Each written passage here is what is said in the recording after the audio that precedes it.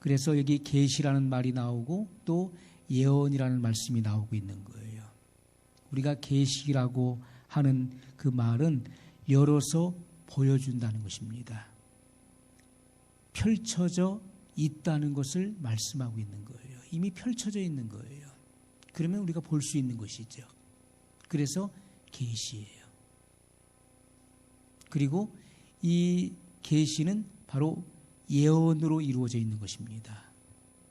이 예언은 장차 될 일들, 속히 될 일들에 대한 계시라고 말씀하고 있는 것이죠.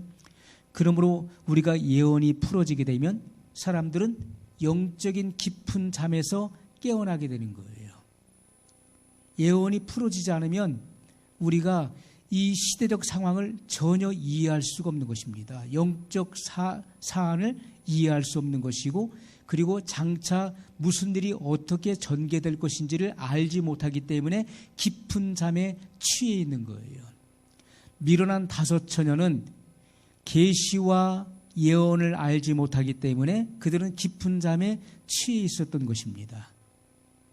그러나 슬기로운 다섯 처녀는 이 예언의 말씀이 계시되어 있기 때문에 그것을 보고 그들은 잠에서 깨어나게 된 것입니다. 예언이 풀어지게 되면 사람들은 영적인 깊은 잠에서 깨어나게 되는 것이고, 그리고 하나님의 말씀과 예언을 깊이 살피게 되는 것입니다. 그러므로 미혹의 깊은 늪에서 빠져나올 수 있게 된다는 것이죠. 영계는 상상할 수 없을 만큼 방대한 세계라는 사실을 알아야 돼요. 많은 사람들이 영계를 경험하지 못했기 때문에 그냥 생각으로, 상상으로 영계는 넓은 곳이야. 그러나 상상을 초월하는 방대한 세계라는 것입니다. 그리고 마귀는 그의 방대한 영으로 이 지구를 통치하고 있다는 사실을 우리가 깨달아야 되는 것입니다. 이 악한 영들은 그의 방대한 영으로서 성도들을 미혹하는 것입니다. 특히나 주님의 생명으로 살고자 하는 자들을 집중적으로 파상적인 공격을 감행한다는 것이죠. 자, 우리가 요한계시록 12장에 보면 하늘의 전쟁에 대해서 말씀을 하고 있어요. 하늘의 전쟁. 자, 이 말씀은요, 우리가 이제 앞으로 이제 살펴볼 말씀이지만은 우리가 지금 이 시대에 어떤 믿음과 신앙을 가진 성도들이 하나님께 속한 빛의 교회인지를 우리에게 말씀해 주고 있는 내용들이에요. 자, 각 시대마다 그 시대적인 정황은 달랐지만은 각 시대마다 사단의 파상적인 공격들이 있었다는 것이죠. 그때마다 하나님의 진리의 말씀을 붙잡는 교회들은 여자의 후손이 된 것이고, 하나님의 진리를 버리는 교회는 뱀의 후손이 됐던 것입니다.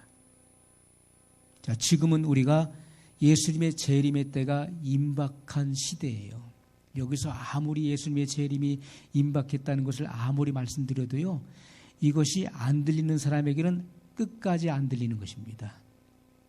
왜냐하면 지금은 노아의 때와 같기 때문에. 노아가 방주를 예비하는 120년 동안에 120년을 하루와 같이 외쳤어요. 매일같이 하나님의 심판을 경고했지만 그 누구도 노아의 설교를 듣는 사람이 없었다는 것입니다. 아무리 하나님의 그 준엄한 심판을 대비하라고 그렇게 강력하게 외쳤음에도 불구하고, 반복적으로 호소했음에도 불구하고 그 누구도 노아의 설교에 귀를 기울이지 않았다는 것이죠. 자, 이 시대도 그와 같은 것입니다. 자, 예수님의 재림이 임박해 있기 때문에 사단의 미혹과 파상적인 공격은요, 그 정점을 찍고 있는 것입니다. 그 정점을 향해 지금 달려가고 있는 거예요. 이제 사단의 모든 세력들이 공중에서 이 땅으로 밀려나게 될 것입니다. 예수님께서 공중에 재림하실 때 그 사단의 모든 세력들은 이 지상으로 밀려나서 이 지상에서 7년 대환란이 일어나는 거예요. 전무후무한 대환란이 이 땅에서 일어나게 되는 것을 성경이 말씀하고 있는 것입니다. 자, 그래서 요한계시록 속에는 이 세상과 그리고 교회 속에서 이루어지는 하나님의 비밀이 이 말씀 속에 담겨져 있다는 것이죠. 세상에서 어떠한 일이 일어날 것이며 또 교회 속에서 어떠한 일들이 일어날 것인가에 대한 비밀이 이 말씀 속에 담겨 있다는 것입니다. 자, 오늘 1장 3절의 말씀, 이 예언의 말씀을 읽는 자와 듣는 자들과 그 가운데 기록한 것을 지키는 자들이 복이 있나니 때가 가까움이라. 자, 때가 가깝다는 것입니다. 지금 이 시대는 성경의 모든 예언이 어떤 사건과 맞물려서 다 이루어지는 시대예요. 우리가 이 말씀이 이 많은 말씀들이 언제 어떻게 다 이루어질까? 그래서 많은 세월이 지나야 된다라고 생각했었는데 우한 바이러스로 인해서 이 한 가지의 사건과 맞물려서 주님의 예언이 얼마나 급속도로 예언이 성취됐습니까? 지금도 성취되고 있지요. 그럼에도 불구하고 어떤 사람들은 요한계시록은 너무나 상징적인 것들이 많고 그리고 저마다의 해석이 다르고 그리고 자칫 잘못 해석하고 잘못 설교하면 오해를 받을 수 있고 이단으로 몰릴 수 있기 때문에 계시록은 풀어서는 안 된다.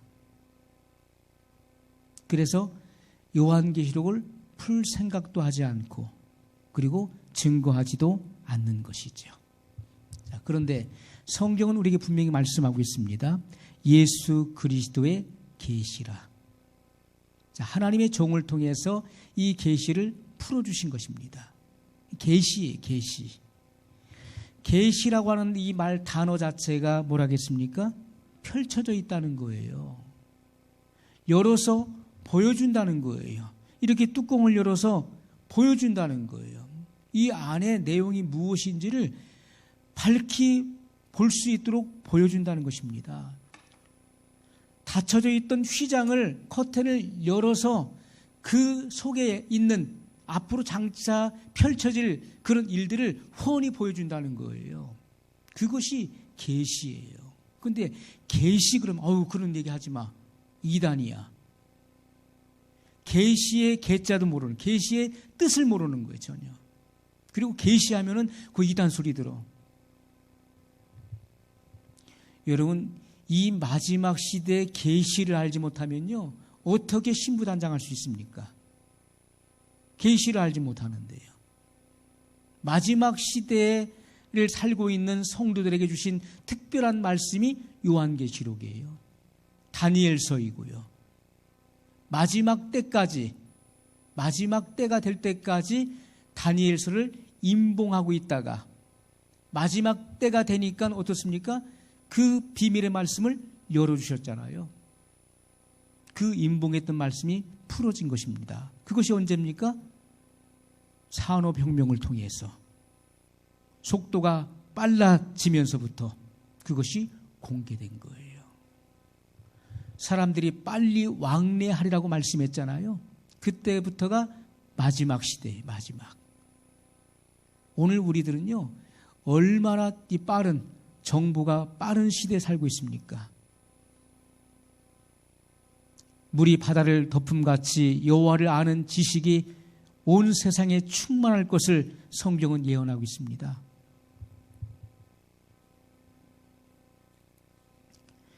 자, 그래서 이렇게 계시되어 있는 것입니다. 다 펼쳐져서 열려 있는 거예요. 계시록은 열려 있는 책이에요. 장차 무슨 일이 일어날 것인지에 대해서 우리에게 밝히 보여주고 있다는 것입니다. 자, 그래서 예수 그리스도의 계시라. 이는 하나님이 그에게 주사 반드시 속히 될 일을 그 종들에게 보이시려고. 이것은요, 먼 훗날에 이루어지는 일이 아니에요. 지금 우리가 살고 있는 이 시대는 종말을 살고 있기 때문에 반드시 속히 될 일이라고 말씀하고 반드시 속히 될 일인 것입니다. 그 천사를 그 종 요한에게 보내어 지시하신 것이라. 지시했다는 거예요. 앞으로 어떠한 일들이 일어날 것인가에 대해서 구체적으로 가르쳤다는 것입니다. 보여줬다는 것이죠. 이 예언의 말씀을 읽는 자와 듣는 자들과 그 가운데 기록한 것을 지키는 자들이 복이 있나니 때가 가까움이라. 자, 요한계시록이 이해할 수도 없고 풀 수도 없는 책이라면은 이 예언의 말씀을 읽는 자와 듣는 자들과 그 가운데 기록한 것을 지키는 자들이 복이 있다라고 왜 말씀하셨을까요? 이해할 수도 없고 풀어서는 안 될 책이라면은 왜 예수님께서 이렇게 말씀하셨을까요? 읽는 자가 복이 있고 듣는 자가 복이 있고 그 가운데 기록된 대로 지켜 행하는 자가 지키는 자들이 복이 있다는 말씀을 왜 하셨냐는 거예요. 이해할 수도 없는 말씀이라면 깨달을 수도 없고 풀어서는 안 될 금기된 책이라면은 왜 이런 말씀을 주셨겠습니까? 요한계시록은 반드시 이해할 수 있는 책이고 반드시 이해해야만 되는 책인 것입니다. 왜냐하면 때가 가깝기 때문에 그렇다는 거예요. 마지막 시대이기 때문에 우리는 이 작은 책, 마지막 이 예언을 담고 있는 이 책의 비밀을 알아야 된다는 것입니다. 그러므로 우리가 요한계시록은 말세를 살아가고 있는 마지막 성도들을 위하여 기록된 특별한 책이라는 것이죠. 다니엘서도 마찬가지고요. 마태복음 24장도 마찬가지고 그 외 바울의 서신 속에 또 예수님의 사복음서 속에 부분적으로 숨겨놓으신 그러한 계시의 비밀들을 우리는 알아야 되는 것입니다. 이러한 예언을 풀지 않으면요, 그 누구도 준비될 수 없는 것입니다. 한치 앞을 내다볼 수 없고 앞으로 어떠한 일들이 일어난다는 것을 전혀 알지 못하는데 어떻게 준비할 수 있겠습니까? 알아야 준비할 수 있는 것이죠. 지금 때가 어디까지 왔는지, 그러므로 내가 지금 어떻게 준비해야 되는지, 우리가 이 예언을 담고 있는 이 계시를 밝히 알 때 준비될 수 있다는 것입니다. 계시록 22장 7절에도 보라 내가 속히 오리니, 예수님은 속히 오신다는 거예요.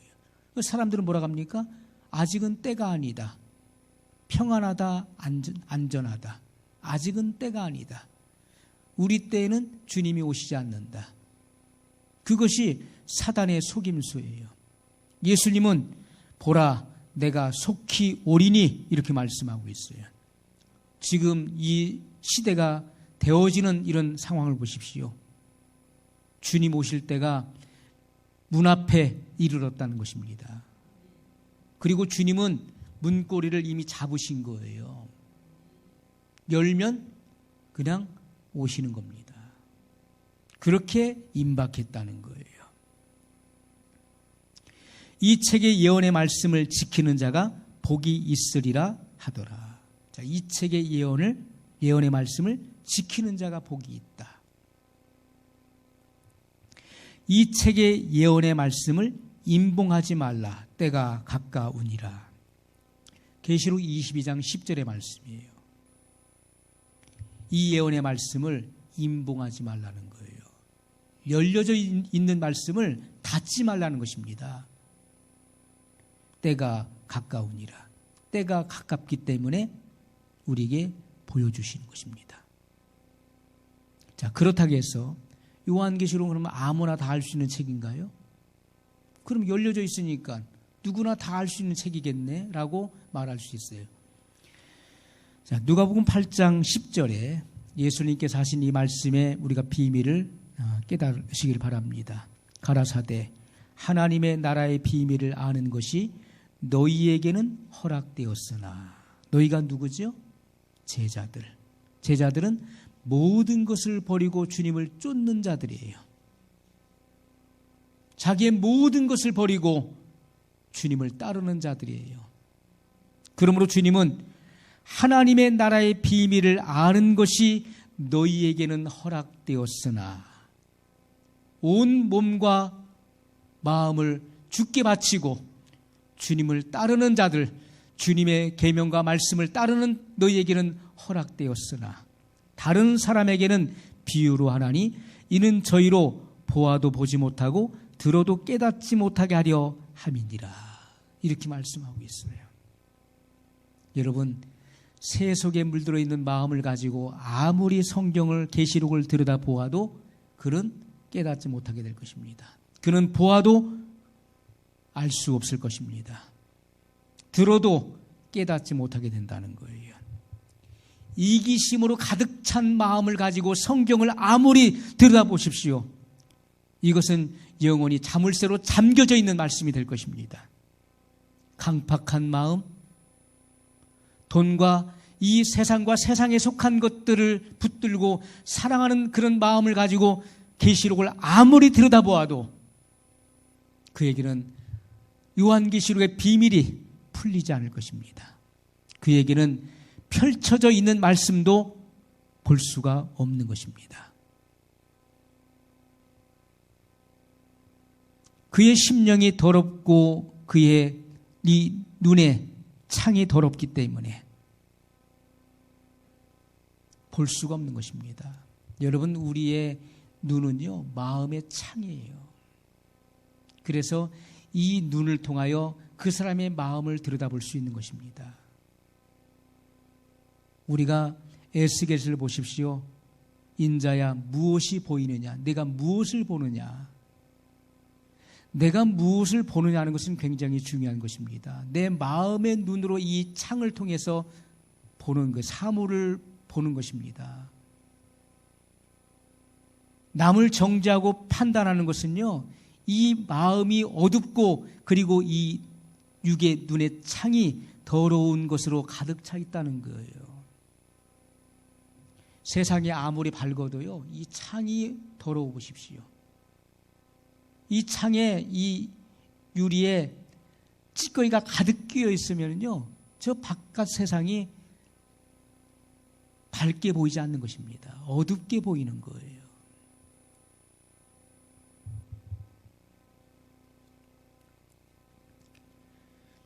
그러므로 우리가 이러한 이기심과 더러움의 마음을 가지고서는 절대로 요한계시록을 보아도 볼 수 없고 들어도 깨달을 수 없게 되어 있는 것입니다. 어떤 이들은 그럽니다. 나는 잘 알고 있다.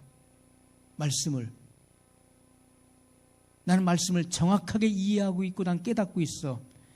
그 사람이 깨닫고 있다면 그것은 영으로 아는 것이 아니라 그것은 육의 지각으로 깨닫고 이해하는 것입니다. 그건 육으로 아는 거예요. 영으로 아는 것 같지만 육으로 아는 거예요. 왜냐하면 대부분의 많은 사람들은 영과 혼의 미묘한 차이를 구분하지 못해요. 영과 육의 미묘한 차이, 영과 혼의 그 미묘한 그 차이를 구분하지 못하죠. 살리는 것은 영이니 육은 무익하니라, 이렇게 말씀했어요. 내가 너에게 이른 말이 영이요 생명이니라. 살리는 것은 영입니다.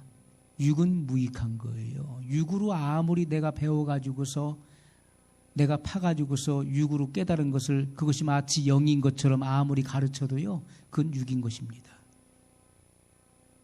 살리는 것은 영이에요. 내가 너에게 이른 말이, 이르는 말, 선포하는, 내 입에서 선포되는 이 진리가 바로 영이요 생명이다, 이렇게 말씀하셨어요.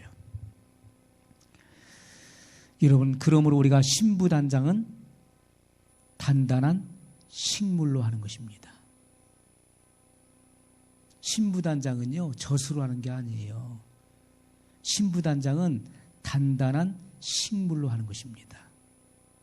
바울이 고린도 교회를 방문했을 때 그들은 젖이나 먹는 어린아이에 속해 있었어요. 그들은 자칭 자기들이 신령한 자라고 말을 했지만은 말씀이 실체가 된 바울의 눈으로 봤을 때는 그들은 젖이나 먹는 어린아이에 불과했다는 거예요. 그러므로 내가 너희를 단단한 식물로 하지 않고 젖으로 한다라고 말씀했던 것입니다. 신부단장은 젖이 아니에요. 단단한 식물을 먹는 자가 먹여야 되는 것입니다. 장성한 자의 식물, 바로 그리스도의 장성한 분량에 이른 자가 죄와 상관없이 주님을 바랄 수 있게 되는 것이고 휴거의 대상이 되는 것입니다. 많은 사람들이 휴거되기를 바라지만은 성장하지 않은 그리스도인은 휴거될 수 없는 것입니다. 어린아이가 결혼할 수 있나요? 어린아이가 시집갈 수 있나요?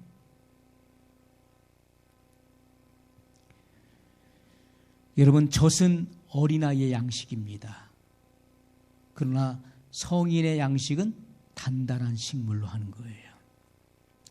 젖은 그리스도 도의 초보를 말하는 것입니다. 그리스도 도의 초보를 답습해 가지고서는 그 영이 성장할 수가 없는 것입니다. 장성한 분량에 이를 수가 없는 거예요.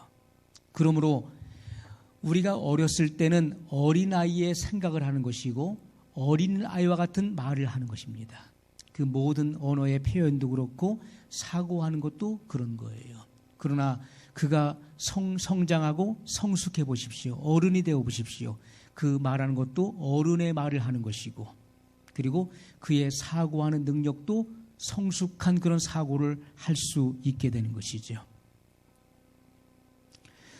여러분, 우리가 그리스도 도의 초보, 젖을 먹는 연약한 그런 젖을 먹는 사람은요, 연약한 자는 죄와 싸워 이길 수도 없는 것이고 그리고 깨어 기름등불을 준비할 수도 없다는 것입니다.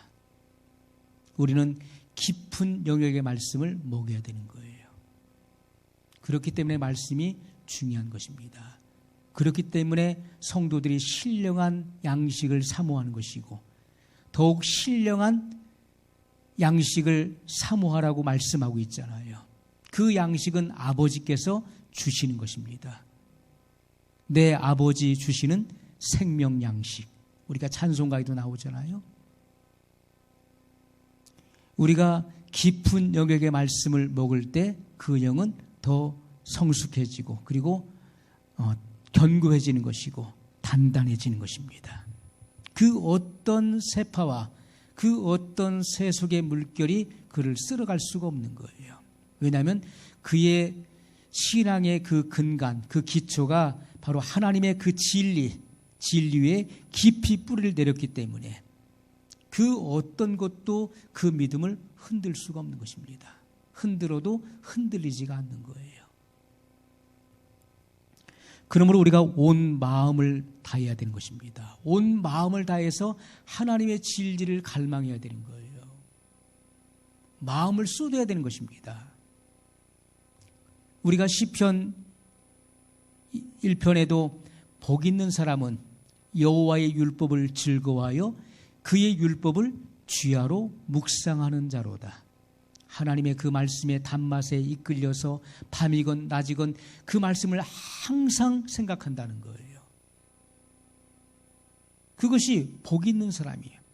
복 있는 사람은 복이 있다는 것은 뭡니까? 바로 이 복이라고 하는 말의 그 어원 자체가 피 흘리다로부터 나온 말씀이잖아요. 피 흘리다.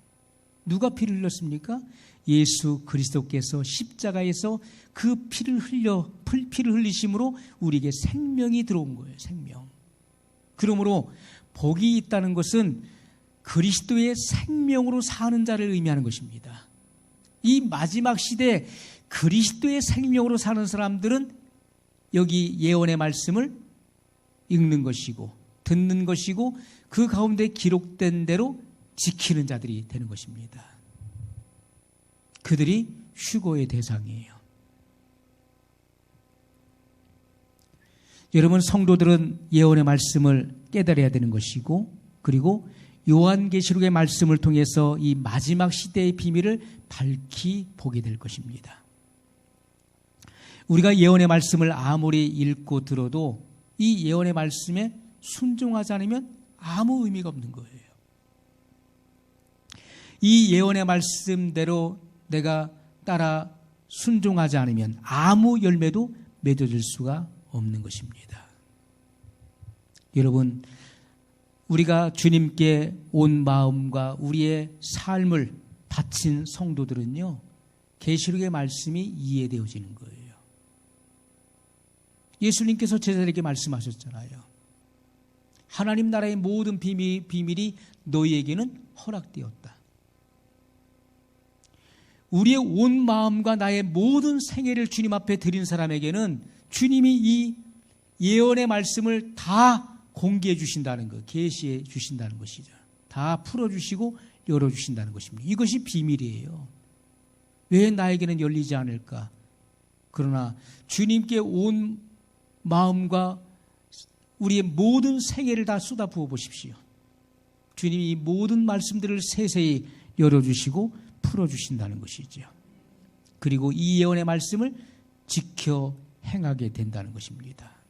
마지막 시대에 복을 받는 성도들은 이 말씀을 읽고 듣고 지키는 자라고 분명히 말씀하고 있어요.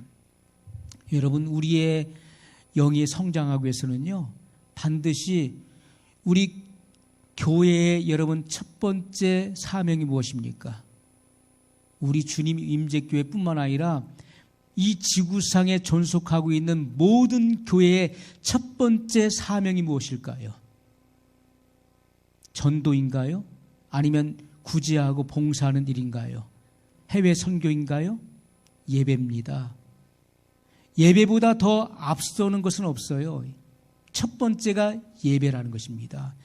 교회가 존재하는, 교회가 존속하는 첫 번째 이유는 예배에 있다는 거예요. 예배를 소홀히 여기는 성도는 그 영이 성장할 수 없는 것입니다.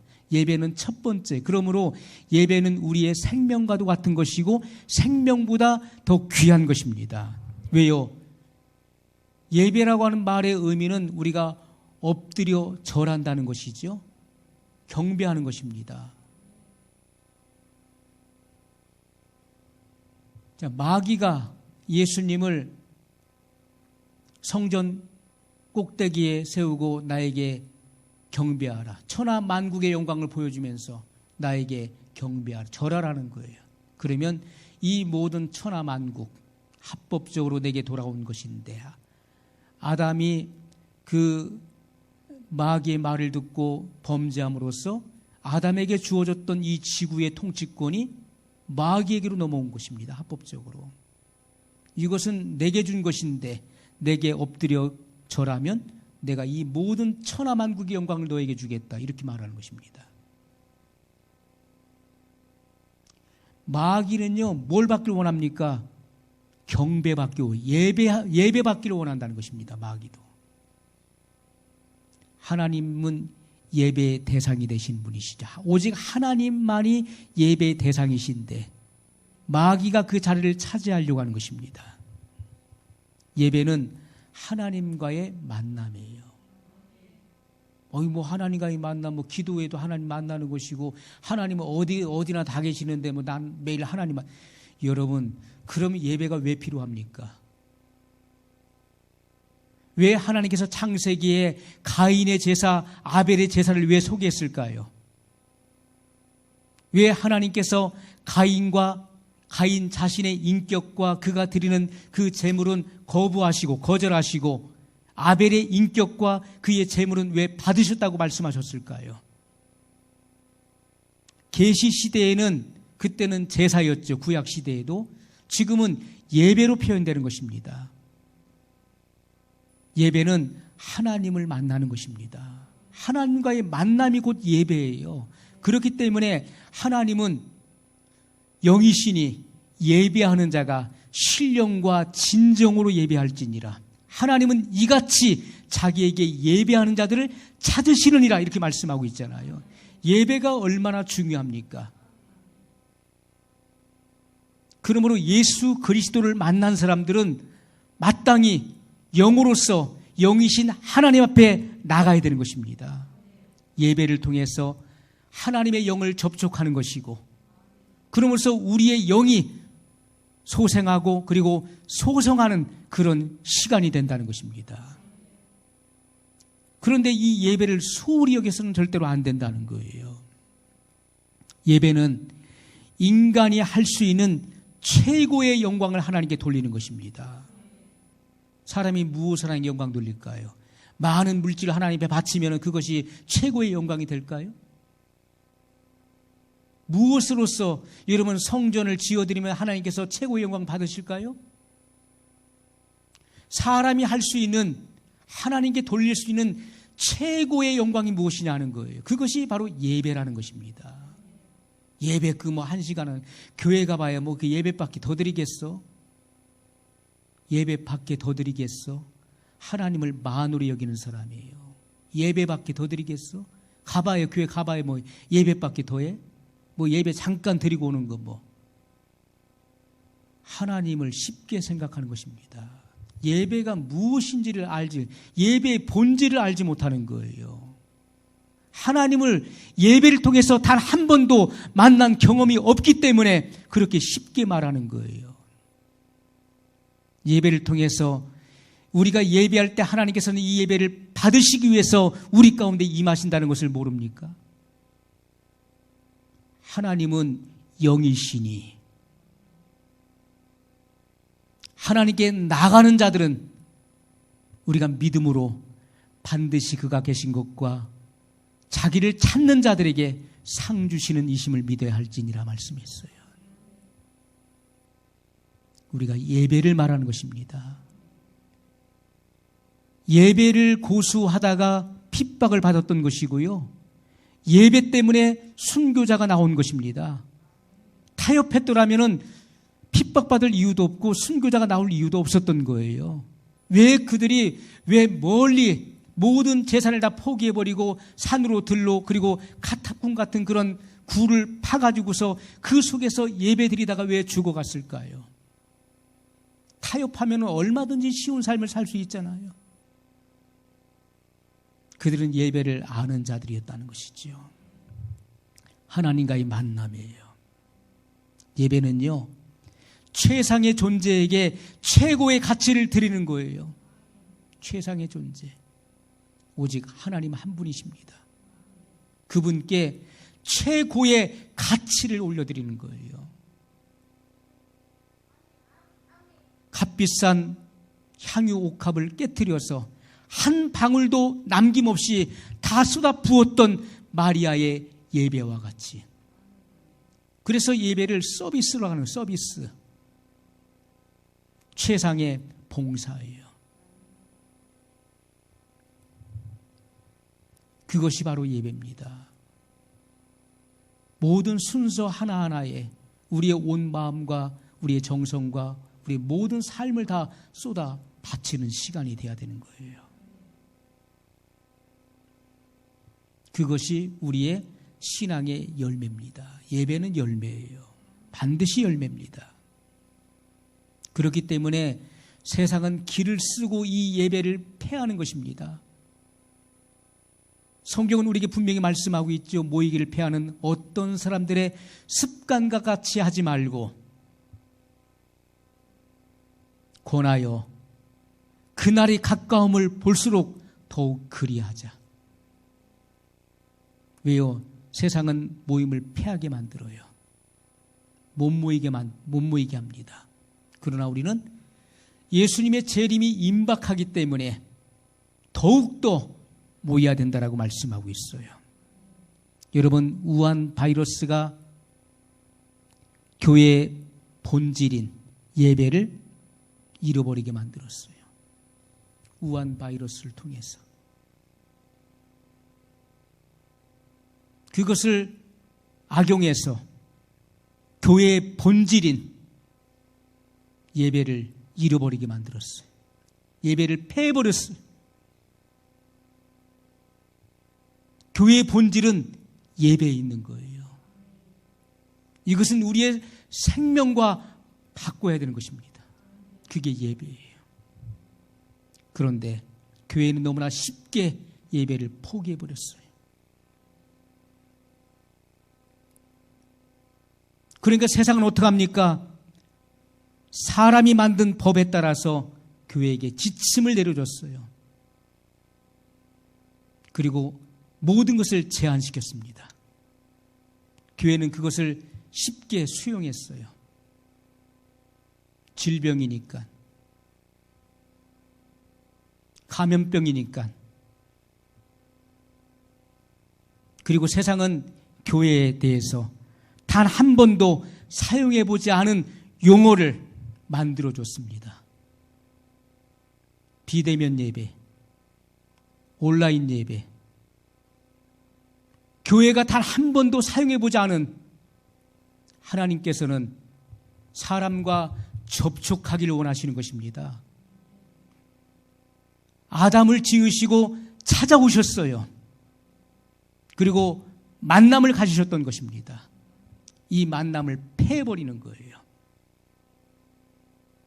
바이러스라고 하는 그런 이유로 패하게 만드는 것입니다. 교회에서 단 한 번도 사용해보지 않았던 용어들이에요. 하나님은요, 세상이 정해준 그 지침에 따라서 예배하는 그 예배를 받지 않으십니다. 제한된 예배, 세상이 제한하고 지침을 내려준 그대로 따라서 하는 그 예배는 공산주의 예배예요. 그런 것은 중국이 안 그렇습니까? 중국이 그렇잖아요. 눈에 보이는 예배 있잖아요. 남에게 보여주는 그런 예배는 하나님께서 받지 않으신다는 것이죠. 세상은요, 하나님을 부인합니다. 하나님이 없다고 그래요.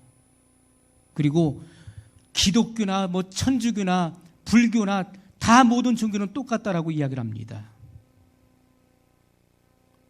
그러한 세상의 방식을 쫓아 예배하는 교회는 죽은 교회예요. 죽은 교회예요. 세상이 뭐라고 말을 합니까? 예배가 사람에게 마음의 평안은 줄 수 있어도 코로나로부터 자유케 할 수는 없다라고 말하지 않습니까? 그것이 여러분 진실인가요? 그것은 거짓입니다. 그것은 사단의 괴계입니다. 사단의 간교한 말이에요. 그렇기 때문에, 그러므로 예배에 목숨을 걸지 않는 교회, 하나님을 우습게 여기는 교회예요. 그렇기 때문에 우리가 하나님을 우습게 여기기 때문에, 오늘날 교회가 하나님을 우습게 여겼기 때문에 세상도 하나님을 우습게 여기는 것이고 교회를 하찮게 보는 것입니다. 교회를 쉽게 생각하는 거예요. 성경은 우리에게 말씀하시죠. 우리가 하나님을 버렸으므로 하나님도 우리를 버리셨다고. 우리가 여호와를 버렸으므로, 그분의 말씀과 계명을 버렸으므로 여호와께서도 너희를 버리셨다, 이렇게 말씀하고 있습니다. 제가 말씀을 묵상하면서 찬송가 383장의 이 찬양이 이 음을과 함께 제 마음속에 계속해서 울려 퍼졌어요. 제가 이 가사를 읽어드리겠습니다. 정말 우리가 다시 상기해야 될 그런 찬양의 가사예요. 어릴 적에는 이 찬양을 참 많이 불렀었는데, 그러나 너무나 잊혀진 그런 찬양이 돼버렸어요. 환난과 핍박 중에도 성도는 신앙 지켰네.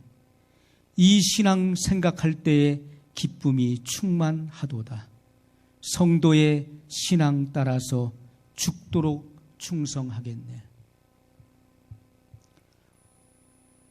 옥중에 매인 성도나 양심은 자유 얻었네. 우리도 고난 받으면 죽어도 영광 되도다. 성도의 신앙 따라서 죽도록 충성하겠네. 찬양 쳐주세요.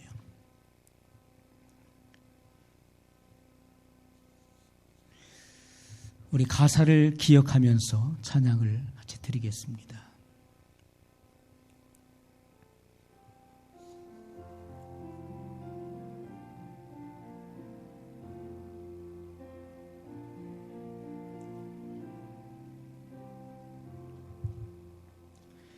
환난과 핍박 중에도 성도는 신앙 지켰네. 이 신앙 생각할 때에 기쁨이 충만하도다. 성도의 신앙 따라서 죽도록 충성하겠네. 옥중에 매인 성도나 양심은 자유하뒀네. 우리도 고난 받으면 죽어도 영광 되도다. 성도의 신앙 따라서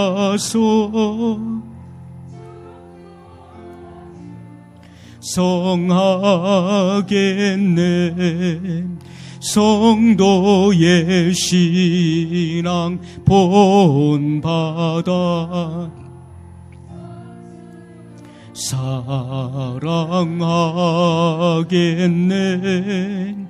인자한 언어 행실로 이 신앙 전파하리라. 성도의 신앙 따라서 죽도록 충성하겠네.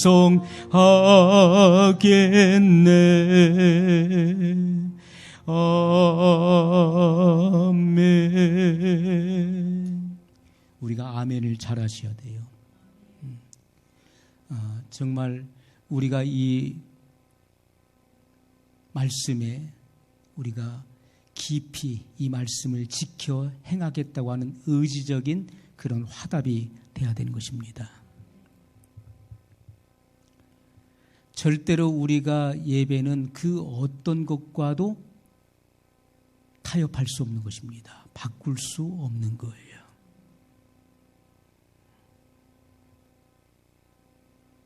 우리는 반드시 하나님의 말씀, 성경은 성경으로 풀어야 되는 것입니다. 우리가 요한계시록 17장 1절에 보면 계시록 17장 앞으로 우리가 살펴볼 그런 말씀들입니다. 여러 가야 될 말씀들. 또 7 대접을 가진 7 천사 중 하나가 와서 내게 말하여 가로되 이리 오라. 많은 물 위에 앉은 큰 음녀에 받을 심판을 내게 보이리라. 자, 음녀가 많은 물 위에 앉아 있다. 이렇게 말씀하고 있어요. 우리가 예언의 말씀을 풀기 위해서는요, 성경에서 음녀가 무슨 뜻으로 사용되었는지를 알아야 되겠죠. 그리고 물이 무엇을 의미하는지를 알아야 될 것입니다. 그래서 많은 사람들은 인터넷을 검색해 보죠. 음녀가 뭘까? 음녀를 쳐봅니다. 그러면 상당히 많은 견해들이 서로 각각 다른 견해들이 무수히 나와요. 물은 또 무슨 뜻일까 하고 물을 쳐보면은 또 각각 다른 견해들이 나옵니다. 다양한 견해들이 나와요. 책들을 참고해 보기도 합니다.